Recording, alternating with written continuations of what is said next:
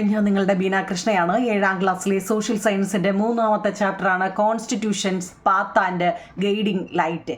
എന്ന് വെച്ചാൽ കോൺസ്റ്റിറ്റ്യൂഷൻ എന്ന് വെച്ചാൽ അതിൻ്റെ അർത്ഥം എന്താ കുഞ്ഞുങ്ങളെ? ഭരണഘടന എന്നാണ് കേട്ടോ. ഭരണഘടന. പാത്ത് ആൻഡ് ഗൈഡിങ് ലൈറ്റ്, വഴിയും വഴികാട്ടിയും. നമ്മൾ അതിൻ്റെ ഒരു പാർട്ട് ഇട്ടിട്ടുണ്ടായിരുന്നു കേട്ടോ. ഇനി അഥവാ കിട്ടാത്തവരുണ്ടെങ്കിൽ നമ്മൾ ഇതിനകത്ത് മിക്കവാറും ഉള്ള, അതായത് വാരി വലിച്ച് ഞാൻ കുറേ നോട്ട് തന്നാൽ നിങ്ങളത് പഠിക്കത്തില്ല എന്നെനിക്കറിയാം. അതുകൊണ്ട് ഞാനൊരു 10-25 പ്രധാനപ്പെട്ട ക്വസ്റ്റ്യൻ ആൻസറുകൾ മാത്രമേ ഇതിനകത്ത് കൊള്ളിച്ചിട്ടുള്ളൂ കേട്ടോ. കാരണം ഞാനിപ്പോൾ ഒരു 50 എണ്ണം തന്നെന്ന് വെച്ചു. ഈ 50 എണ്ണവും നിങ്ങൾ പഠിക്കണമെന്നില്ല. കാരണം സോഷ്യൽ ആയതുകൊണ്ട് ഇഷ്ടം പോലെ നോട്ട് നമുക്ക് വേണമെങ്കിൽ ഇതിനകത്ത് നിന്ന് എടുക്കാം കേട്ടോ. അതുകൊണ്ട് ഏറ്റവും പ്രധാനപ്പെട്ട കുറച്ച് ക്വസ്റ്റ്യൻ ആൻസറുകളാണ്. ഇത് നല്ലപോലെ പഠിച്ചോണം കേട്ടോ. കാരണം ഇത് ഒഴിവാക്കരുത്. അപ്പം നമുക്ക് ഒന്നാമത്തെ ചോദ്യം, നമ്മുടെ പാഠം നോക്കിക്കേ കുഞ്ഞുങ്ങളെ, നോക്കിക്കേ. ഇത് ആരുടെ പടവാ കൊടുത്തിരിക്കുന്നത് നോക്കിയേ കണ്ടോ. ഇവിടം തൊട്ട് തന്നെ നമുക്ക് തുടങ്ങാം. Who is known as the father of nation? Who is known as father of the nation? രാഷ്ട്രപിതാവായി അറിയപ്പെടുന്നത് ആരാണ്? നമ്മുടെ രാഷ്ട്രപിതാവ് ആരാണ്? നമ്മൾ കുഞ്ഞിലേ മുതലേ പഠിക്കുന്നതല്ലേ നമ്മുടെ രാഷ്ട്രപിതാവ് അല്ലേ? ഫാദർ ഓഫ് നേഷൻ എന്ന് പറയുന്നത് മഹാത്മാഗാന്ധിയാണ്. സ്പെല്ലിങ് പഠിച്ചോണേ കുഞ്ഞുങ്ങൾ കേട്ടോ. HATMA, മഹാത്മാഗാന്ധി കേട്ടോ. മഹാത്മാഗാന്ധി സ്പെല്ലിങ് പഠിച്ചോണേ. അടുത്ത, what idea did Gandhiji wish to have in the future constitution of India? ചോദ്യം നോക്കുന്നില്ല. വാട്ട് ഐഡിയാസ് ആട്ടോ did Gandhiji wish to have in the future constitution of India? ഭാവിയിലെ ഇന്ത്യൻ ഭരണഘടനയിൽ എന്ത് ആശയങ്ങളാണ് ഗാന്ധിജി ആഗ്രഹിച്ചത്? വളരെ ഇമ്പോർട്ടൻ്റ് ഒരു ചോദ്യം കേട്ടോ. നമ്മുടെ ഭാവിയിലുണ്ടല്ലോ, ഫ്യൂച്ചറിൽ, ആ ഭാവിയിലെ ഇന്ത്യൻ ഭരണഘടനയിൽ എന്ത് ആശയങ്ങളാണ് ഗാന്ധിജി ആഗ്രഹിച്ചതെന്നാണ് കേട്ടോ. ആഗ്രഹിച്ചത് എന്തൊക്കെയാണ് നിങ്ങളിവിടെ? സോവറിനിറ്റി, പരമാധികാരം. ആ സ്പെല്ലിങ് നല്ലപോലെ പഠിച്ചോണം കേട്ടോ. സോവറിനിറ്റി, പരമാധികാരം. ഇക്വാളിറ്റി, സമത്വം അല്ലെങ്കിൽ തുല്യത, സമത്വം എന്ന് പഠിച്ചോണം കേട്ടോ. ഫ്രറ്റേണിറ്റി, സാഹോദര്യം. ജെൻഡർ ജസ്റ്റിസ്, ലിംഗനീതി, ആണെന്നോ പെണ്ണെന്നോ ഒന്നും വേർതിരിവില്ലാതെ. അതുപോലെ തന്നെ ഫ്രീഡം, സ്വാതന്ത്ര്യം. സെക്യുലാരിസം, മതേതരത്വം. ഇതിനകത്തിൽ സോവറിനിറ്റി, ഫ്രറ്റേണിറ്റി, സെക്യുലാരിസം, ഇതിൻ്റെയൊക്കെ സ്പെല്ലിങ് നല്ലപോലെ പഠിച്ചോണം. ബാക്കിയൊക്കെ നമുക്കറിയാവുന്നതല്ലേ. പഠിച്ചോണേ കുഞ്ഞുങ്ങൾ. ഓരോന്നും അതിൻ്റെതായ രീതിയിൽ പോണേ. സോവറിനിറ്റി, പരമാധികാരം. വായിക്കാൻ അറിയാൻ വയ്യാത്തവരോ വല്ലതും ഉണ്ടെങ്കിൽ എടുത്ത് ഞാൻ പറയുന്നത്. ഇക്വാളിറ്റി, സമത്വം. ഫ്രറ്റേണിറ്റി, സാഹോദര്യം. ജെൻഡർ ജസ്റ്റിസ്, ലിംഗനീതി. ഫ്രീഡം, സ്വാതന്ത്ര്യം. സെക്യുലാരിസം, മതേതരത്വം. കണ്ടോ, 2 ക്വസ്റ്റ്യൻ ആൻസറും പഠിച്ചല്ലോ കേട്ടോ. മൂന്നാമത്തത്, apart from ending foreign rules what were the other goal of the nationalist movement? ഈ വിദേശ ഭരണം അവസാനിക്കുന്നതിന് പുറമെ, നമ്മുടെ ടെസ്റ്റിലുള്ള കാര്യങ്ങളായിട്ട്, വിദേശ ഭരണം അവസാനിക്കുന്നതിന് പുറമെ ദേശീയ പ്രസ്ഥാനത്തിൻ്റെ ലക്ഷ്യങ്ങൾ എന്തൊക്കെയായിരുന്നു കേട്ടോ. 1 മാർക്കിനൊക്കെ ചോദിക്കാൻ കൊള്ളാവുന്നതാണ്. 1-2 മാർക്കിന് ചോദിക്കാൻ കുഞ്ഞുങ്ങളെ. Apart from the ending foreign rule what were the other goal of the nationalist movement? വിദേശ ഭരണം അവസാനിക്കുന്നതിന് പുറമെ ദേശീയ പ്രസ്ഥാനത്തിൻ്റെ ലക്ഷ്യങ്ങൾ എന്തൊക്കെയായിരുന്നു? വിദേശ ഭരണം അവസാനിപ്പിക്കുക മാത്രമല്ല, ഓരോ ഇന്ത്യക്കാരനും മെച്ചപ്പെട്ട സാമൂഹികവും രാഷ്ട്രീയവുമായ ജീവിതം ഉറപ്പുവരുത്തുക എന്നതായിരുന്നു സ്വാതന്ത്ര്യ സമരത്തിൻ്റെ പ്രധാന ലക്ഷ്യങ്ങൾ. നമ്മുടെ ടെസ്റ്റിലെ ചോദ്യമാണ്. വിദേശ ഭരണം അവസാനിപ്പിക്കുക മാത്രമല്ല, ഓരോ ഇന്ത്യക്കാരനും മെച്ചപ്പെട്ട സാമൂഹികവും രാഷ്ട്രീയവുമായ ജീവിതം ഉറപ്പുവരുത്തുക എന്നതായിരുന്നു സ്വാതന്ത്ര്യ സമരത്തിൻ്റെ പ്രധാന ലക്ഷ്യങ്ങൾ കേട്ടോ. അതിൻ്റെ ഇംഗ്ലീഷ് ഉണ്ട്, മലയാളം എഴുതിയല്ലോ. ഇംഗ്ലീഷ് എന്താവും നിങ്ങൾ അതിൻ്റെ നോക്കിക്കേ. അതായത്, the main objectives of the freedom struggle was not only to end foreign rules but also to ensure a better social and political life for every Indian. Throat infection ആട്ടോ, അതുകൊണ്ട് rest ചെയ്യാൻ പറഞ്ഞതാണ്. പക്ഷെ നമുക്ക് എക്സാം അല്ലേ റെസ്റ്റും ചെയ്തുകൊണ്ടിരുന്ന സ്കൂളുകളിൽ 4ാമത്തെ chapter ആയെന്നാണ് ഞാൻ അറിഞ്ഞത്. അപ്പോൾ നോക്കൂ നിങ്ങൾ, how did the arrival of Gandhiji affect the national movement? ഈ ഗാന്ധിജിയുടെ വരവ് നമ്മുടെ ദേശീയ പ്രസ്ഥാനത്തെ എങ്ങനെയൊക്കെ ബാധിച്ചു? ഗാന്ധിജിയുടെ വരവ് ദേശീയ പ്രസ്ഥാനത്തെ എങ്ങനെയൊക്കെയാണ് ബാധിച്ചത്? How did the arrival of Gandhiji affect the national movement?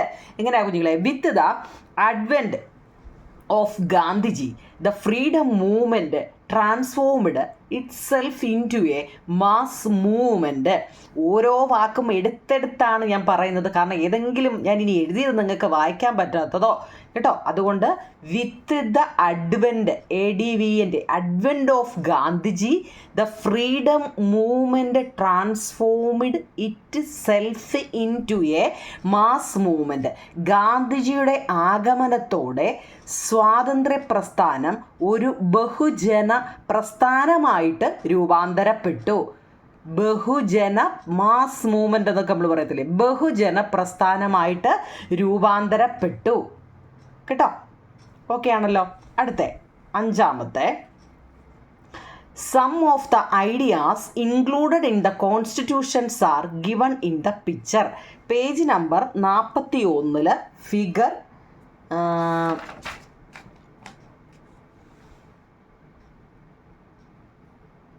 കണ്ടോ, 41 3.2 എന്നുള്ള ഫിഗറിനകത്തിൽ കണ്ടോ ഇത്. അതിനകത്തിൽ ഭരണഘടനയിൽ ഉൾപ്പെടുത്തിയിട്ടുള്ള ആശയങ്ങൾ എന്തെല്ലാമാണ്? എന്തൊക്കെയാണ് കുഞ്ഞുങ്ങളെ അവിടെ എന്തൊക്കെ ആശയങ്ങളാണ് പറഞ്ഞിരിക്കുന്നത്? അപ്പോൾ അതിനകത്തിലെ ചെറുത് നോക്കി ഒരു 4 ഞാൻ എഴുതി വെച്ചിട്ടുണ്ട്. Individuals freedom should be given priority. നമ്മൾ വ്യക്തി സ്വാതന്ത്ര്യത്തിന് മുൻഗണന നൽകണം. ഏതൊരു വ്യക്തികളുടെയും പ്രയോറിറ്റി കൊടുക്കണം അല്ലേ, വ്യക്തി സ്വാതന്ത്ര്യത്തിന് മുൻഗണന കൊടുക്കുക. അതുപോലെ തന്നെ civil right must be ensured. Civil right must be ensured. പൗര അവകാശങ്ങൾ ഉറപ്പാക്കണം. Social justice should be ensured. സാമൂഹ്യ നീതി ഉറപ്പാക്കണം. ഈ എൻഷ്വേർഡ് എന്ന് വെച്ചാൽ എന്താ? ഉറപ്പാക്കുക എന്നാണ് കേട്ടോ. സോഷ്യലിനകത്തിലെ കുറേ വാക്കുകളൊന്ന് പഠിച്ചു വെച്ചേക്കണം കേട്ടോ. എൻഷ്വേർഡ്, പ്രിവെൻറ്റ്, പ്രൊട്ടക്റ്റ് കേട്ടോ, അതൊക്കെ. അപ്പം പൗരാവകാശങ്ങളൊക്കെ ഉറപ്പാക്കണം, സാമൂഹിക നീതി ഉറപ്പാക്കണം. അതുപോലെ തന്നെ ഡെമോക്രാറ്റിക് അഡ്മിനിസ്ട്രേഷൻ ഷുഡ് ബി എൻഷ്വേർഡ്. അവിടെ എൻഷ്വേർഡാന്ന് നോക്കി എന്തുവാ? ജനാധിപത്യ ഭരണം ഉറപ്പാക്കണം. ജനാധിപത്യ ഭരണം ഉറപ്പാക്കണം. മനസ്സിലായോ നിങ്ങളെ? 4 ഞാൻ ഒത്തിരി ഉണ്ട് നമ്മുടെ ടെസ്റ്റിൽ, 4 പഠിച്ചു വെച്ചാൽ മതി കേട്ടോ. വരി വലിച്ചൊന്നും പഠിച്ചാൽ ചിലപ്പോൾ നമുക്ക് ഓർമ്മ വരത്തില്ല. അപ്പം individual freedom should be given priority. വ്യക്തി സ്വാതന്ത്ര്യത്തിന് മുൻഗണന നൽകണം. Civil right must be ensured. പൗരാവകാശങ്ങൾ ഉറപ്പാക്കണം. Social justice should be ensured. സാമൂഹിക നീതി ഉറപ്പാക്കണം. Democratic administration should be ensured. ജനാധിപത്യ ഭരണം ഉറപ്പാക്കണം. 5 ഓക്കെയാണേ. ഓക്കെ, 6ാമത്തെ ചോദ്യം. 6. Indian freedom struggle become a foundation of our constitutions. Evaluate. അതായത് ഇന്ത്യൻ സ്വാതന്ത്ര്യ സമരം നമ്മുടെ ഭരണഘടനയുടെ അടിത്തറയായി എന്ന് പറയുന്നു. ഇന്ത്യൻ സ്വാതന്ത്ര്യ സമരം നമ്മുടെ ഭരണഘടനയുടെ അടിത്തറയായി. അതിനെക്കുറിച്ചൊന്ന് ഇവാലുവേറ്റ് ചെയ്യുക എന്ന് വെച്ചാൽ ഒന്ന് വിലയിരുത്താൻ. അതിനകത്തിൽ ഞാൻ 2 പോയിന്റ് എഴുതിയുള്ളൂ. എന്താണെന്ന് നോക്കിയെങ്കിൽ the freedom struggle of 1857 helped to develop national, നോക്കിക്കേ അത് എന്താണ്, കോൺഷ്യസ്നെസ് എന്ന് കേട്ടോ. ഷ്യ എന്ന് പറയുന്നത് കേട്ടോ. Consciousness among the people. 1857 സ്വാതന്ത്ര്യ സമരം ജനങ്ങളിൽ ദേശീയ ബോധം വളർത്തിയെടുക്കാൻ സഹായിച്ചു. വായിക്കാൻ പറ്റുന്നുണ്ടല്ലോ. അടുത്ത, the main objectives of the freedom struggle were not only to end foreign rule but also be ensure a better social and political life for every Indian. അങ്ങനൊരു വരി നമ്മൾ പഠിച്ചായിരുന്നു, ഓർമ്മയുണ്ടോ? അങ്ങനൊരു വരി, അതായത് നമ്മൾ വിദേശ ഭരണം അവസാനിക്കുന്നതിന് പുറമെ ദേശീയ പ്രസ്ഥാനത്തിൻ്റെ ലക്ഷ്യങ്ങൾ പഠിച്ചില്ലായിരുന്നോ? 3ാമത്തെ question answer.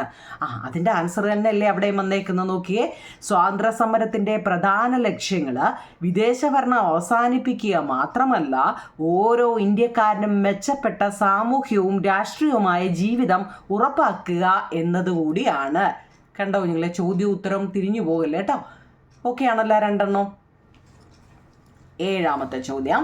Which was the legal code followed by India till the constitution of India in 1950? Which was the legal code കേട്ടോ followed by India till the constitution of India in 1915. India followed government of India.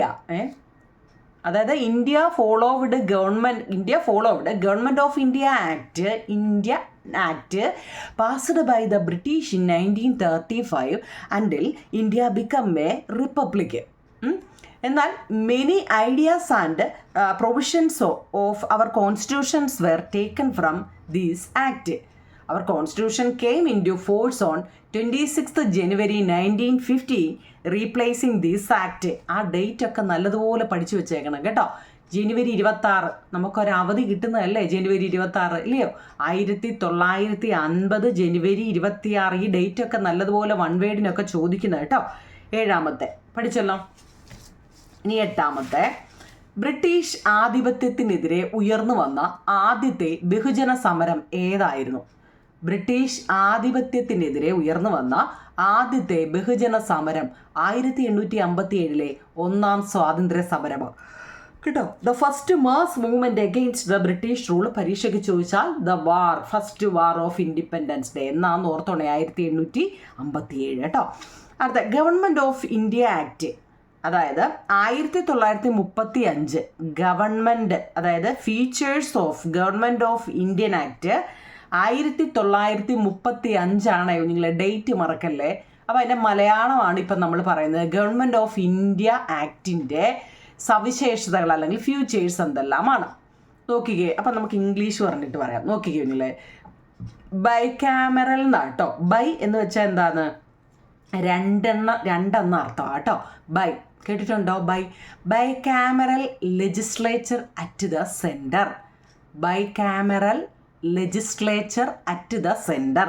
കേന്ദ്രത്തിൽ ദ്വിമണ്ഡല സഭ ഉണ്ട്. Centre എന്ന് വെച്ചാൽ ഇവിടെ കേന്ദ്രമാണ് കേട്ടോ.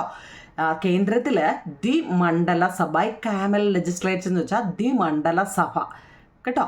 ഇനി ബൈകാമറൽ ലെജിസ്ലേച്ചർ ഇൻ 6 പ്രൊവിൻസസ്. അവിടെ 6 പ്രവിശ്യകളിൽ ദ്വിമണ്ഡല സഭകളുണ്ട്. ഇനി 321 സെക്ഷൻസും 10 ഷെഡ്യൂൾസുകളുമുണ്ട് കേട്ടോ. 321 സെക്ഷൻസ് ആൻഡ് 10 ഷെഡ്യൂൾസുകൾ, 321 വിഭാഗങ്ങളും 10 പട്ടികകളും ഉണ്ടെന്നാണ് കേട്ടോ. അടുത്ത special constituencies for weaker sections, women and workers. ദുർബല വിഭാഗങ്ങൾ, സ്ത്രീകൾ, അതുപോലെ തന്നെ തൊഴിലാളികൾ എന്നിവർക്ക് പ്രത്യേക മണ്ഡലങ്ങളുണ്ടായിരുന്നു. സ്പെഷ്യലായിട്ട് അവർക്ക് പ്രത്യേക മണ്ഡലങ്ങളുണ്ടായിരുന്നു. Power divided between the centre and the provinces. ഈ കേന്ദ്രത്തിനും അന്നത്തെ പ്രവിശ്യകൾക്കുമായി അധികാരം വിഭജിച്ചു ഡിവൈഡ് ചെയ്തു കൊടുത്തു എന്നുള്ളതാണ്. ഇവിടുത്തെ ഓരോ വാക്കും ഓർത്തുണ്ട്. സെൻറ്റർ എന്ന് വെച്ച് കഴിഞ്ഞാൽ കേന്ദ്രമാണ്. ഈ പ്രൊവിൻസസ് എന്ന് വെച്ചാൽ പ്രവശ്യകൾ എന്നാണ് കേട്ടോ. പ്രവശ്യകൾ മലയാളം കേട്ടോ. ഈ 5 എന്തെങ്കിലും വായിക്കും. Bicameral legislature at the centre, bicameral legislature in the 6 provinces, 321 sections and 10 schedules, special constituencies for weaker sections, women and workers, power divided between the centre and the provinces. വായിക്കാൻ കുറച്ച് ബുദ്ധിമുട്ടാവും നിങ്ങളെ എനിക്ക്, കാരണം ത്രോട്ട് ഭയങ്കര ഇതായിട്ടിരിക്കുക. അപ്പോൾ കേന്ദ്രത്തിൽ ദ്വിമണ്ഡല സഭ, 6 പ്രവശ്യകളിൽ ദ്വിമണ്ഡല സഭകൾ, 321 വിഭാഗങ്ങളും 10 പട്ടികകളുമാണ്. ദുർബല വിഭാഗങ്ങൾ, സ്ത്രീകൾ, തൊഴിലാളികൾ എന്നിവർക്ക് പ്രത്യേക മണ്ഡലങ്ങൾ. കേന്ദ്രത്തിനും അന്നത്തെ പ്രവശ്യകൾക്കുമായി അധികാരം വിഭജിച്ചു. 5 പഠിച്ചോണേ. 9ാമത്തെ. ഓക്കെ, അങ്ങനെയാണെങ്കിൽ 9 കഴിഞ്ഞാൽ പിന്നെ 10 എവിടെ പോയി? 10 ഇതിൻ്റെ പുറകിൽ ഇവിടെ ഉണ്ടല്ലോ. 10ാമത്തെ, വിച്ച് വാസ് ദ ത്രിപാർട്ടി കേട്ടോ. Tripartite committee that visited India in 1946 to discuss transfer of power. അധികാര കൈമാറ്റത്തെക്കുറിച്ച് ചർച്ച ചെയ്യാൻ 1946 ഇന്ത്യ സന്ദർശിച്ച ത്രികക്ഷി സമിതി ഏതാന്ന് ഒരു മാർക്കിന് ചോദിക്കും.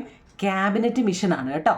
അത് ചോദിക്കുമോ നിങ്ങൾ കേട്ടോ. എന്താണ് ഈ അധികാരങ്ങളുടെ കൈമാറ്റം ഉണ്ടല്ലോ, അങ്ങനെ ട്രാൻസ്ഫർ ഓഫ് പവർ, അവരുടെ പവർ അധികാരം കൈമാറ്റത്തെക്കുറിച്ച് ചർച്ച ചെയ്യാൻ, ഡിസ്കസ് ചെയ്യാൻ വേണ്ടി 1946 ഡേറ്റ് ഓർത്തോണേ, ഇന്ത്യ സന്ദർശിച്ച ത്രികക്ഷി കേട്ടോ. ത്രിപാർട്ടി കമ്മിറ്റി, ത്രികക്ഷി സമിതി ഏതാണെന്ന് ചോദിച്ചാൽ ക്യാബിനറ്റ് മിഷനാണ്. സ്പെല്ലിംഗ് എഴുതിയിട്ടുണ്ട് അവിടെ, ക്യാബിനറ്റ് മിഷൻ കേട്ടോ, ക്യാബിനറ്റ് മിഷൻ.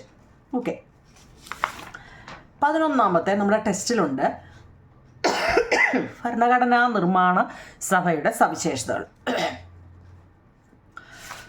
എന്താ നിങ്ങളെ ഭരണഘടനാ നിർമ്മാണ ഇതിൻ്റെ സവിശേഷതകൾ. അപ്പം ആദ്യ സമ്മേളനം 1946 ഡിസംബർ 9 തെരഞ്ഞെടുക്കപ്പെട്ട അധ്യക്ഷൻ ഡോക്ടർ രാജേന്ദ്ര പ്രസാദ്. ഭരണഘടന അംഗീകരിച്ച് ഒപ്പുവെച്ചത് 1949 നവംബർ 26 ഇത് നിലവിൽ വന്നത് 1950 ജനുവരി 26 അന്നാണ് നമ്മുടെ ഇന്ത്യ റിപ്പബ്ലിക്കായത്. പിന്നെ drafting committee chairman doctor BR Ambedkar ആയിരുന്നു. ഇതിൻ്റെ നിർമ്മാണ കാലയളവ് എന്ന് പറയുന്നത് 2 വർഷവും 11 മാസവും 17 ദിവസവും ആയിരുന്നു. അപ്പോൾ ഈ ഓർഡറിൽ തന്നെ നിങ്ങൾ പഠിക്കണം കേട്ടോ, കറക്റ്റായിട്ട്. എന്ന് വെച്ചാൽ നമ്മളോട് ചോദിച്ചത് ഭരണഘടനാ നിർമ്മാണ സഭയുടെ സവിശേഷതകൾ, ഇത് പരീക്ഷയ്ക്ക് ചോദിക്കുന്നതാണ്. ഇംഗ്ലീഷ് മീഡിയക്കാരായാലും പേജ് നമ്പർ 43 കുഞ്ഞുങ്ങൾ കേട്ടോ, കോൺസ്റ്റിറ്റ്യൂവൻ്റ് അസംബ്ലി എന്ന് പറഞ്ഞ് കൊടുത്തിട്ടുണ്ട്. അപ്പോൾ അത് ഈ ഓർഡറിൽ തന്നെ പഠിക്കണം. എന്ന് വെച്ചാൽ ഇതിൻ്റെ ആദ്യ സമ്മേളനം നടന്നത് 1946 ഡിസംബർ 9 46 ഇതിൽ തിരഞ്ഞെടുക്കപ്പെട്ട അധ്യക്ഷൻ എന്ന് വെച്ചാൽ ഡോക്ടർ രാജേന്ദ്ര പ്രസാദാണ്. ഭരണഘടന അംഗീകരിച്ച് ഒപ്പുവെച്ചത് 1949 നവംബർ 26 നിലവിൽ വന്നത് പക്ഷേ 1950 ജനുവരി 26 അന്നാണ് ഇന്ത്യൻ റിപ്പബ്ലിക് ആയത് ഇന്ത്യ. ഡ്രാഫ്റ്റിംഗ് കമ്മിറ്റി ചെയർമാനായിട്ട് ഡോക്ടർ BR അംബേദ്കർ ആയിരുന്നു. പക്ഷേ ഈ നിർമ്മാണത്തിൻ്റെ കാലയളവെന്ന് വെച്ച് കഴിഞ്ഞാൽ 2 വർഷവും 11 മാസവും 17 ദിവസവുമാണ് കേട്ടോ. അതിൻ്റെ ഇംഗ്ലീഷ് നോക്കിയോ നിങ്ങളെ, constituent assembly first meeting 9 December 1946 the elected chairman doctor Rajendra Prasad. Constitution adopted and signed on 26 November 1949 came into effect on 26 January 1915 India became republic. Chairman of the drafting committee doctor BR Ambedkar. ഇതിൻ്റെ framing period എന്ന് വെച്ച് കഴിഞ്ഞാൽ 2 years 11 months 17 daysമാണ്. മറക്കല്ലേ നിങ്ങളെ. 11ാമത്തെ ചോദ്യം. അടുത്തത് 12ാമത്തെ ചോദ്യം എന്ന് വെച്ച് കഴിഞ്ഞാൽ ഇത് നമുക്കറിയാവുന്ന കേട്ടോ, ഇന്ത്യയുടെ ഭരണഘടനയെ ഏതെല്ലാം ആശയങ്ങളാവുണ്ടെന്ന് നമ്മൾ 1ാമത്തത് പഠിച്ചതാണ് അല്ലേ. അപ്പോൾ ഇനി 12ാമത്തെ ചോദ്യം, what are the main features of our constitution? നമ്മുടെ ഭരണഘടനയുടെ സവിശേഷതകൾ. നമ്മൾ മുമ്പ് പഠിച്ചത് എന്തായിരുന്നു? നിർമ്മാണ സഭയുടെ കേട്ടോ, കോൺസ്റ്റിറ്റ്യൂവൻ്റ് അസംബ്ലിയുടെ ഫീച്ചേഴ്സാണ് മുമ്പ് പഠിച്ചത്. സവിശേഷതയാണ് ഇതെന്ന് വെച്ച് കഴിഞ്ഞാൽ main features of our constitution, നമ്മുടെ ഭരണഘടനയുടെ സവിശേഷതകൾ എന്തെല്ലാം. തിരിഞ്ഞു പോകല്ലേ കുഞ്ഞുങ്ങളെ, ചോദ്യങ്ങൾ തിരിഞ്ഞു പോകല്ലേ, എടുത്തെടുത്ത് ഞാൻ പറയുക. ഇതിന് 9 ഉണ്ട്. What are the main features of our constitution? 1 parliamentary democracy. ഇത് പോയിന്റ് മാത്രമേ ഉള്ളൂ. നമ്മുടെ ടെസ്റ്റിൽ അതിൻ്റെ എക്സ്പ്ലനേഷൻ ഉണ്ട്. Parliamentary democracy. 2 popular sovereignty. 3 fundamental റൈറ്റ്സുകൾ. 4 ഫണ്ടമെൻ്റൽ ഡ്യൂട്ടീസുകൾ. അതുപോലെ റൂൾസ് ഓഫ് ലോ. പിന്നെ universal adult franchise, directive principles, federalism, single citizenship എന്നീ 9 അപ്പോൾ അത് കറക്റ്റായിട്ട് പഠിച്ചിരിക്കണം. 1ാമത്തത് പാർലമെൻ്ററി ഡെമോക്രസി എന്ന് വെച്ചാൽ എന്താ? പാർലമെൻ്ററി ജനാധിപത്യ ഭരണം എന്നാണ്. പോപ്പുലർ സോവറിനിറ്റി എന്ന് വെച്ചാൽ ജനങ്ങളുടെ പരമാധികാരമാണ്. ഫണ്ടമെൻ്റൽ റൈറ്റ്സ് എന്ന് വെച്ച് കഴിഞ്ഞാൽ മൗലിക അവകാശങ്ങളാണ്. ഫണ്ടമെൻ്റൽ ഡ്യൂട്ടീസ് എന്ന് വെച്ചാൽ മൗലിക കടമകളാണ്. റൂൾ ഓഫ് ലോ എന്ന് വെച്ചാൽ നിയമവാഴ്ച എന്നാണ്. യൂണിവേഴ്സൽ അഡൾട്ട് ഫ്രാഞ്ചൈസ് എന്ന് വെച്ചാൽ സാർവത്രിക പ്രായപൂർത്തി വോട്ടവകാശമാണ്. ഡയറക്റ്റീവ് പ്രിൻസിപ്പിൾസ് എന്ന് വെച്ചാൽ നിർദ്ദേശക തത്വങ്ങളാണ്. ഫെഡറലിസം എന്ന് വെച്ചാൽ ഫെഡറലിസം തന്നെയാണ്. എന്താണ് ഫെഡറലിസം എന്ന് ചോദിക്കും കേട്ടോ, ടെസ്റ്റ് ഉണ്ട്. സിംഗിൾ സിറ്റിസൺഷിപ്പ് എന്ന് വെച്ചാൽ ഏക പൗരത്വം എന്നുള്ളതാണ്.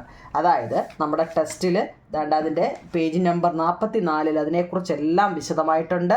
രാജ്യത്തെ ഭരണാധികാരികളെ നിയമനിർമ്മാണ സഭകൾ നിയന്ത്രിക്കുന്നത് പാർലമെൻ്ററി ജനാധിപത്യം, അങ്ങനെ ഓരോന്നിനെക്കുറിച്ചും നമ്മുടെ കടമകൾ എന്തെല്ലാമാണ് കേട്ടോ, ഇതൊക്കെ ഒന്ന് പഠിച്ചു വെച്ചേക്കണം നിങ്ങൾ കേട്ടോ. നിയമവാഴ്ചകളെക്കുറിച്ചും അതുപോലെ തന്നെ ഒരു പ്രധാനപ്പെട്ടതാണ് സാർവത്രിക പ്രായപൂർത്തി വോട്ടവകാശം. നിശ്ചിത പ്രായം പൂർത്തിയായ എല്ലാവർക്കും വോട്ട് ചെയ്യാനുള്ള അവകാശമുണ്ട് എന്നുള്ളതാണ് കേട്ടോ. അഡൾട്ട് ഫ്രാഞ്ചൈസിൻ്റെ ചിലപ്പോൾ ചോദിക്കും, മിക്ക ക്വസ്റ്റ്യനിലും കിടക്കുന്നത് കാണാം, അതുകൊണ്ട് പറഞ്ഞതാണ് കേട്ടോ.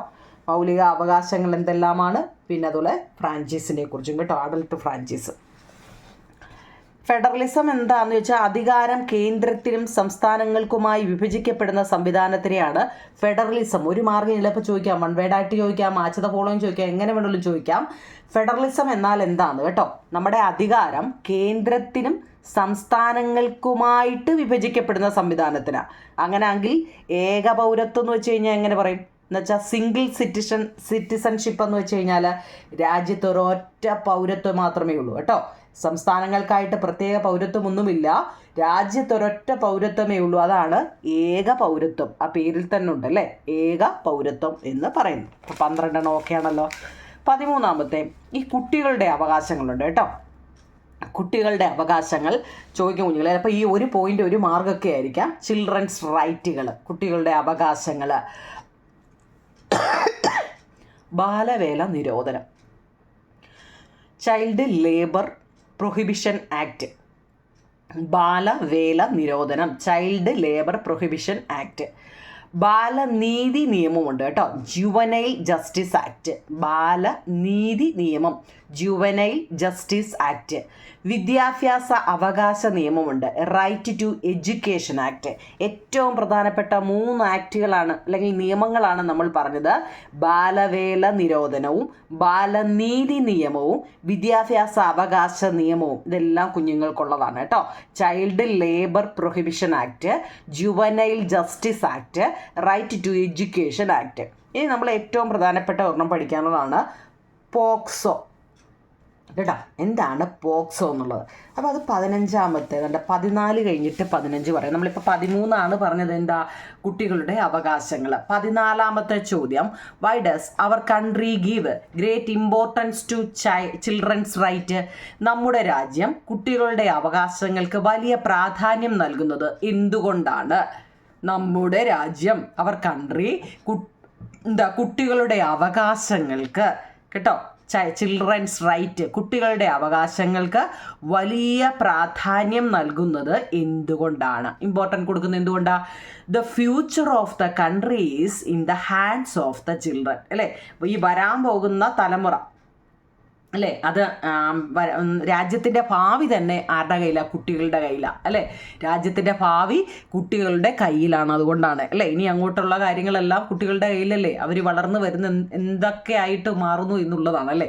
The rise mark the progress of the country എന്ന് വെച്ചാൽ അവരുടെ റൈസ് മീൻസ് ഉയർച്ച എന്നാണ് ഇവിടെ കേട്ടോ. ഉയർച്ച രാജ്യത്തിൻ്റെ പുരോഗതിയെ അടയാളപ്പെടുത്തും. മാർക്ക് ചെയ്യാന്ന് വെച്ചാൽ ഇവിടെ അടയാളപ്പെടുത്തുന്നു. അവരുടെ ഉയർച്ച നമ്മുടെ രാജ്യത്തിൻ്റെ പുരോഗതിയെ അടയാളപ്പെടുത്തുന്നു എന്നുള്ള 2 പോയിന്റേ ഉള്ളൂ. നമ്മുടെ രാജ്യം കുട്ടികളുടെ അവകാശങ്ങൾക്ക് വലിയ പ്രാധാന്യം നൽകുന്നുണ്ട്. എന്തുകൊണ്ടാണ്? ആയതുകൊണ്ടില്ലയോ, എല്ലാം പടപടയുന്ന കാര്യങ്ങൾ ഇല്ലയോ. ഓക്കെ നിങ്ങൾ, ഇനിയാണ് നമ്മൾ പോക്സോ ആക്ടിനെ കുറിച്ച് പഠിക്കുന്നത്. അതിൻ്റെ ഫുൾ ഫോം പഠിച്ചോണം, പരീക്ഷയ്ക്ക് ചോദിക്കും. പോക്സോയുടെ full form protection of children from sexual offences എന്നാണ്.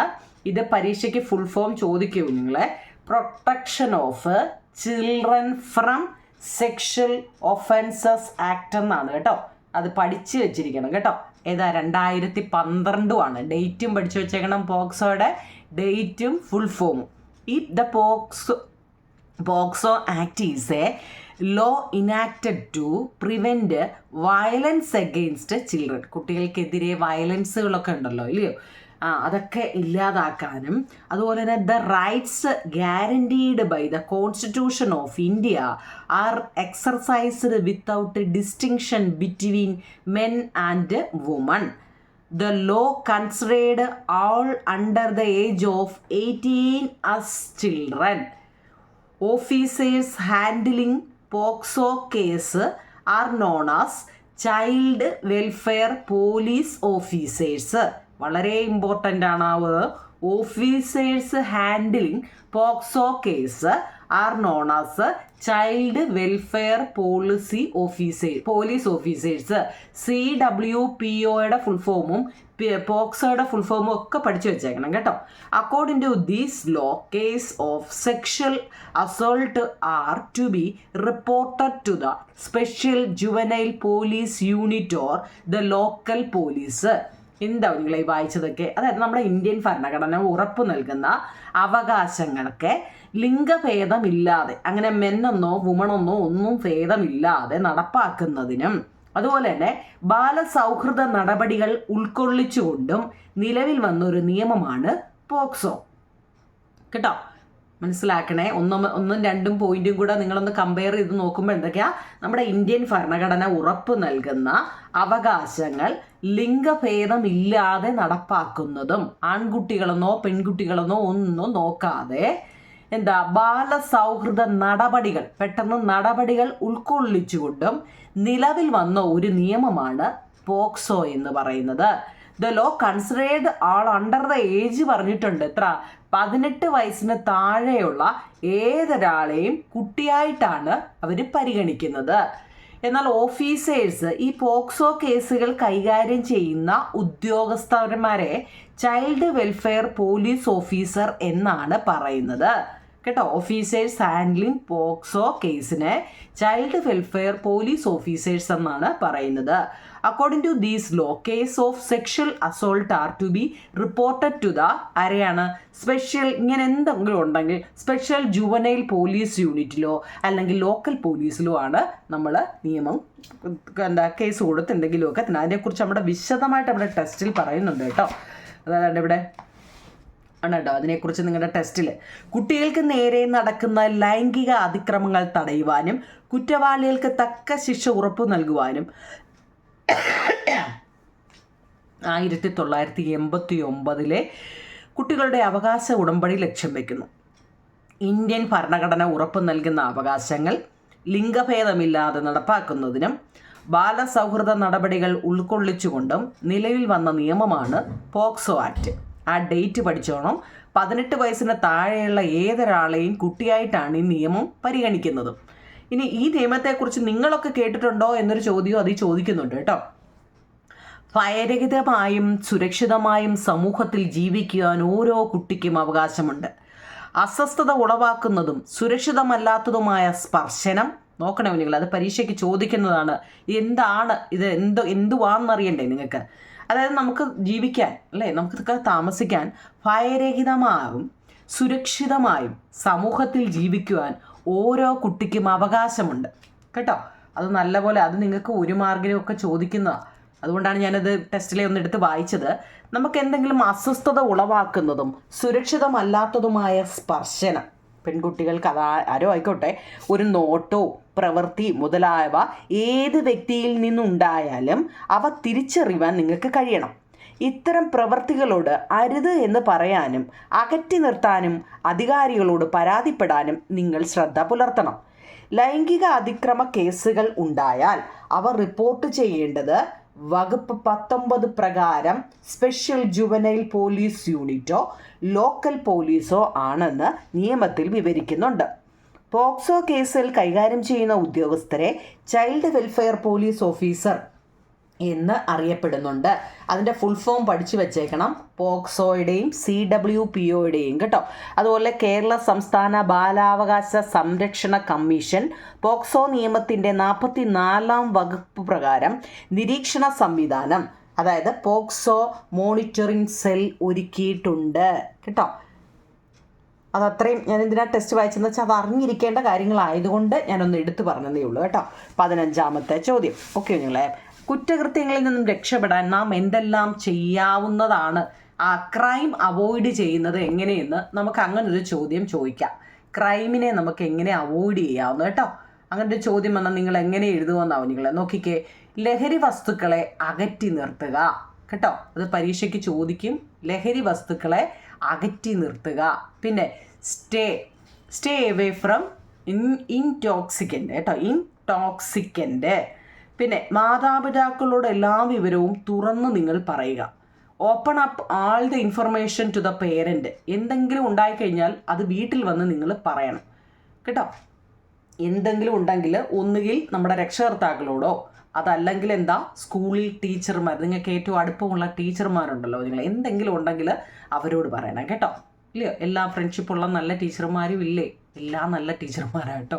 എന്ന് വെച്ചാൽ ചില ടീച്ചർമാർ കൂടുതൽ അല്ലേ നമ്മൾ ഇടപെടത്തില്ല. അപ്പം നിങ്ങൾ എന്തുണ്ടെങ്കിലും ഒന്നുകിൽ അവരുമായിട്ട് ഷെയർ ചെയ്യണം, അല്ലെങ്കിൽ നമ്മുടെ വീട്ടിലെ അച്ഛനോടോ അമ്മയോടോ ചേച്ചിയോടോ ചേട്ടനോടോ ഒക്കെ ഷെയർ ചെയ്യുക എന്നുള്ളതാണ് കേട്ടോ. അപ്പോൾ ലഹരി വസ്തുക്കളെ അകറ്റി നിർത്തുക, സ്റ്റേ അവേ ഫ്രം ഇൻടോക്സിക്കൻ്റ്. മാതാപിതാക്കളോട് എല്ലാ വിവരവും തുറന്നു പറയുക, open up all the information to the parent. രക്ഷിതാക്കൾ, അധ്യാപകർ തുടങ്ങിയവരുടെ ഫോൺ നമ്പർ മനഃപ്പാടമാക്കി വെക്കുക എന്നുള്ളതാണ് അല്ലേ. ഇപ്പോൾ ആരും മനഃപ്പാടമാക്കി വെക്കാതില്ല, എല്ലാവരും പേരടിച്ച് വെച്ചിരിക്കുന്നതുകൊണ്ട് ആരും മനഃപ്പാടമാക്കുന്നില്ല. പക്ഷേ എങ്ങനെയെങ്കിലും നിങ്ങളുടെ കൈ, ഇപ്പോൾ എല്ലാവരെയും ID കാർഡ് കഴുത്തേ കിടക്കുന്നതുകൊണ്ട് അല്ലേ, പെട്ടെന്ന് എന്തെങ്കിലും ഉണ്ടെങ്കിൽ നമുക്കൊന്ന് വിളിച്ച് പറയാൻ വേണ്ടിയാവും നിങ്ങളെ. Memorise phone number of parents, teachers etcetera. Do not wave at or board unfamiliar vehicle. നമ്മൾ ഈ പരിചിതമില്ലാത്ത വാഹനങ്ങളിൽ കൈ കാണിക്കുകയോ അതുപോലെ തന്നെ കയറി പോവുകയോ ഒന്നും ചെയ്യരുത്. റോഡിൽ പോകുമ്പോൾ അങ്ങ് അപ്പുറത്തിറങ്ങാം അല്ലേ, റോഡിൽ കൂടെ നമ്മൾ പോകുമ്പോൾ ഇന്നയാളാണോ നമുക്ക് അങ്ങ് അപ്പുറത്തിറങ്ങാമെന്നൊക്കെ നമ്മളെ കൊണ്ടൊന്നുമില്ല. അങ്ങനെയൊന്നും ആരുടെയും വണ്ടിയിൽ കയറി പോകരുത് കേട്ടോ. ഓക്കെ ആണല്ലോ. 16ാമത്തെ. 17ാമത്തെ ചോദ്യം, what are the functions of the Indian constitution? ഭരണഘടനയുടെ പ്രവർത്തനങ്ങൾ. Established as the right and duties of citizens. പൗരന്മാരുടെ അവകാശങ്ങളും കടമകളും സ്ഥാപിക്കുന്നു. നമ്മുടെ ടെസ്റ്റിലുണ്ടത് കേട്ടോ. Defines and limits of the power of the government. സർക്കാരിൻ്റെ അധികാരങ്ങൾ നിർവചിക്കുകയും പരിമിതപ്പെടുത്തുകയും ചെയ്യുന്നു. വളരെ ഇമ്പോർട്ടൻ്റ് ഒരു ചോദ്യവും നിങ്ങളെ. What are the functions of the Indian constitution എന്നുള്ളത് ഫംഗ്ഷനാണ് ഇന്ത്യൻ കോൺസ്റ്റിറ്റ്യൂഷൻ. നമ്മൾ ഇതേപോലത്തെ കുറേ ക്വസ്റ്റ്യൻ ആൻസർ ഇപ്പോൾ പഠിച്ചു, തിരിഞ്ഞു പോകരുത് കേട്ടോ. ഭരണഘടനയുടെ പ്രവർത്തനങ്ങൾ എന്തെല്ലാം? Establishes the right and duties of citizens. പൗരന്മാരുടെ അവകാശങ്ങളും കടമകളും സ്ഥാപിക്കുന്നു. Define and limits the power of the government. അതായത് നമ്മുടെ സർക്കാരിൻ്റെ അധികാരങ്ങൾ നിർവചിക്കുകയും അതുപോലെ തന്നെ പരിമിതപ്പെടുത്തുകയും ചെയ്യുന്നുണ്ട്. Preserving unity in diversity. നാനാത്വത്തിൽ ഏകത്വം കാത്തു സൂക്ഷിക്കുന്നു. Its stands as the fundamental document that direct the nations. നമ്മുടെ നേഷൻ എന്ന് വെച്ചാൽ ഇവിടെ നമ്മുടെ രാഷ്ട്രത്തെയാട്ടോ, നമ്മുടെ രാഷ്ട്രത്തെ നയിക്കുന്ന അടിസ്ഥാന രേഖയായിട്ട് അത് നിലകൊള്ളുന്നു. എല്ലാം നോക്കിക്കോട്ടെ. 5, define the basic values and ideals of the nations. നമ്മുടെ രാഷ്ട്രത്തിൻ്റെ അടിസ്ഥാന മൂല്യങ്ങളെയും ആദർശങ്ങളെയും നിർവചിക്കുന്നു എന്നുള്ളതാണ്. 5 പോയിന്റ് എഴുതിയിട്ടുണ്ട്. ആ 5 നല്ലപോലെ നോക്കണം കേട്ടോ. വായിക്കാൻ പറ്റുന്നുണ്ടല്ലോ? ഓക്കെ. 17ാമത്തെ. 18ാമത്തെ, പ്ലക്കാർഡ് തയ്യാറാക്കാനാവും നിങ്ങൾ. അത് ഓൾറെഡി നമ്മുടെ ടെസ്റ്റിലുണ്ട്. അതായത് ഇതുപോലെയാണ് പ്ലക്കാർഡിന് ഇതുപോലൊരു ബോർഡ് നമ്മൾ ഈ ബ്ലാക്ക് ബോർഡ് ഉണ്ടല്ലോ, ബോർഡ് കമ്പൊക്കെ കുത്തി കേട്ടോ, ഇതിനകത്തിലുണ്ട് അല്ലേ. ഉണ്ടോ, ഇതുപോലെയാണ് ഈ പ്ലക്കാർഡ് കേട്ടോ. എന്നിട്ട് ഇതുപോലെ എഴുതണം. അതിനകത്തിൽ യൂണിറ്റി ഇൻ ഡൈവേഴ്സിറ്റി, നാനാത്വത്തിൽ ഏകത്വം. ഇതുപോലെ ബോക്സ് ഉണ്ടാക്കിയിട്ട് അതിനകത്തിൽ കമ്പെ കുത്തി പിടിച്ച് നിൽക്കാനുള്ള കമ്പെ ഇതുപോലെ ഇതിനകത്ത് കയറ്റണം കേട്ടോ, എങ്കിലേ അത് പ്ലക്കാർഡ് ആവത്തുള്ളൂ. Defines the country's core values. രാജ്യത്തിൻ്റെ അടിസ്ഥാന മൂല്യങ്ങളെ നിർവചിക്കുന്നു. Prevent abuse of power. അധികാര ദുർവിനിയോഗം തടയുന്നു. Giving directions to the country. രാജ്യത്തിന് ദിശാബോധം നൽകുന്നു എന്നുള്ളതാണ്. മലയാളം ഇംഗ്ലീഷ് എന്നുണ്ട് കേട്ടോ. നിങ്ങൾ ഈ ഇംഗ്ലീഷ് പഠിക്കുമ്പോൾ എൻ്റെ മലയാളം കണ്ടോ, എൻ്റെ അവിടെ തന്നെ കിടപ്പുണ്ട് കേട്ടോ. പ്ലക്കാർഡാണേ. ഓക്കെ. 19ാമത്തെ നമ്മുടെ പേജിനകത്തിലെ കുറേ ചോദ്യങ്ങളുണ്ട്, ഇവിടെ ചോദിച്ചിട്ടുണ്ട് കേട്ടോ. ഇതിനകത്തിലെ കുറേ ഭേദഗതിയെക്കുറിച്ച് പറയുന്നുണ്ട് കേട്ടോ. അമെൻമെൻറ്റ് ആക്റ്റുകൾ കുറേ പറയുന്നുണ്ട് എന്തൊക്കെയാണെന്ന് കേട്ടോ. ഭേദഗതി 44, 1, 42 ഇതൊക്കെ എന്താണെന്ന് പഠിച്ചു വെച്ചേക്കണം, പരീക്ഷയ്ക്ക് വയ്ക്കും. 1976 ഏതെല്ലാം ആശയങ്ങൾ ഭരണഘടനയിൽ പുതിയതായിട്ട് കൂട്ടിച്ചേർത്തു? 1976 ഏതെല്ലാം ആശയങ്ങൾ ഭരണഘടനയിൽ പുതിയതായിട്ട് കൂട്ടിച്ചേർത്തു? ഏതൊക്കെയാണ്? നിങ്ങളുടെ ഇംഗ്ലീഷിൻ്റെ പുസ്തകത്തിലുണ്ടേ കുഞ്ഞുങ്ങൾ കേട്ടോ, അതുകൊണ്ട് ഞാൻ ഇംഗ്ലീഷ് ചോദ്യം എഴുതിയിട്ടില്ല. Socialist, secular, integrity. സോഷ്യലിസവും മതേതരത്വവും സമഗ്രതയും. അടുത്ത 2ാമത്തെ, ഈ ഇംഗ്ലീഷ് മീഡിയക്കാർക്ക് ഇത് ചോദ്യം ഉണ്ടല്ലോ, അതുകൊണ്ട് ഞാനത് സെപ്പറേറ്റ് എഴുതാഞ്ഞത്. 2ാമത്തെ, ഇന്ത്യയുടെ ഭരണഘടന നിലവിൽ വന്ന വർഷം ഏതാണ്? നമ്മുടെ ഇന്ത്യയുടെ ഭരണഘടന നിലവിൽ വന്ന വർഷം 1950 ജനുവരി 26. ഈ ഭരണഘടനയിൽ ആദ്യമായി വരുത്തിയ മാറ്റം ഏത് വർഷമാണ്? എല്ലാം വർഷങ്ങൾ ചോദിക്കുന്നതുകൊണ്ടാണ് ഇങ്ങനെ എഴുതിയത്. ഭരണഘടനയിൽ ആദ്യമായി വരുത്തിയ മാറ്റം എന്ന് വെച്ചാൽ 1-ാം ഭരണഘടനാ ഭേദഗതിയാണ്. ഒന്നാമത്തേൽ എന്താവും നിങ്ങളെ പറയുന്നത് നോക്കിക്കേ. ഇവിടെ ഒന്നാമത്തേൽ 1951 പട്ടികകളുടെ എണ്ണം 9 ഉയർന്നു കേട്ടോ. അതുകൊണ്ട് ഞാൻ സെപ്പറേറ്റ് എഴുതിയില്ല. 1-ാം ഭരണഘടനാ ഭേദഗതിയാണ്. ഇനി ഏത് വർഷമാണെന്ന് ചോദിച്ചിട്ടുണ്ട്. 1951. രാജ്യത്ത് സ്വത്തവകാശം എത്ര കാലം മൗലികാവകാശങ്ങളായി നിലനിന്നു എന്നൊരു ചോദ്യമുണ്ട്. രാജ്യത്തെ സ്വത്തവകാശം എത്ര കാലം മൗലിക അവകാശങ്ങളായി നിലനിന്നു?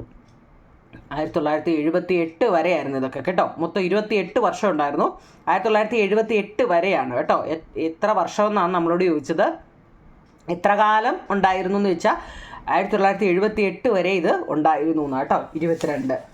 അടുത്ത 23-ാമത്തെ, വിദ്യാഭ്യാസം ഇന്ത്യയിൽ മൗലികാവകാശമാണോ എന്ന് നമ്മളോട് ചോദിച്ചേക്കോ. വിദ്യാഭ്യാസം നമ്മുടെ ഇന്ത്യയിൽ ഒരു മൗലികാവകാശമാണോ? അത് എന്ന് മുതലാണ്? അതെ, 2022 86-ാം ഭരണഘടനാ ഭേദഗതിയിലൂടെ ഉൾപ്പെടുത്തി കേട്ടോ. 2010 2022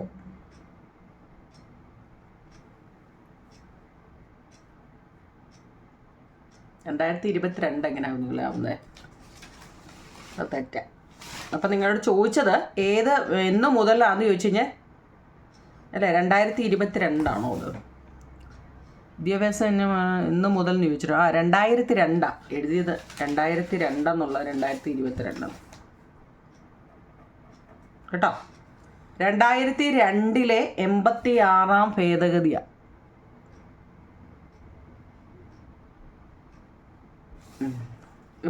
ഭരണഘടനാ ഭേദഗതിയിലൂടെ ഉൾപ്പെടുത്തി 2010 ഏപ്രിൽ 1 മുതൽ നിയമം പ്രാബല്യത്തിൽ വന്നു എന്നാണ് കേട്ടോ. ഇതുവരെ എത്ര തവണ ഇന്ത്യൻ ഭരണഘടനാ ഭേദഗതി ചെയ്തിട്ടുണ്ടെന്ന് ചോദിച്ചു കഴിഞ്ഞാൽ മൊത്തം 106 തവണയാണ് കേട്ടോ. 106 തവണ. വിദ്യാഭ്യാസം മൗലിക അവകാശമാക്കിപ്പെട്ടത് 2002 86-ാം അതാണ്ട് 2002 ഇവിടെ എഴുതിയിട്ടുണ്ട്. വിദ്യാഭ്യാസം മൗലിക അവകാശമാണെന്ന് അവകാശമാക്കപ്പെട്ടത് ഏത് ഭരണഘടനയിലാണെന്ന് ചോദിക്കും. 2002 86-ാം ഭരണഘടനാ